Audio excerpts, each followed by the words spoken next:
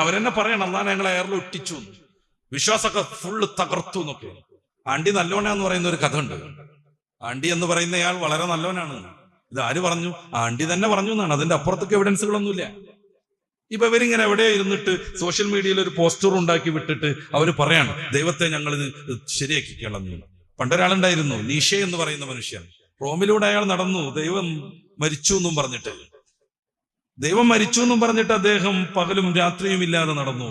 പക്ഷേ അവസാനം ഭ്രാന്ത് പിടിച്ച് ആരും സഹായിക്കാനില്ലാതെ എല്ലാവരാലും തിരസ്കരിക്കപ്പെട്ട് വളരെ നിന്ദ്യമായ രീതിയിൽ അയാൾ അന്ത്യത്തെ സ്വീകരിക്കുന്നു. ദൈവവും ദൈവവിശ്വാസവും പിന്നെയും ചരിത്രത്തിന്റെ ഓരോ നിമിഷത്തെയും സ്വാധീനിച്ചുകൊണ്ട് ഇപ്പോഴും വിപുലമായ രീതിയിൽ നിലനിൽക്കുക തന്നെ ചെയ്യുന്നു.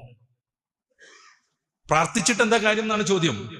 പക്ഷെ ഈ ദുരന്തം നേരിട്ട് അനുഭവിച്ചവരെല്ലാം പ്രാർത്ഥനാ നിരതരാണ്.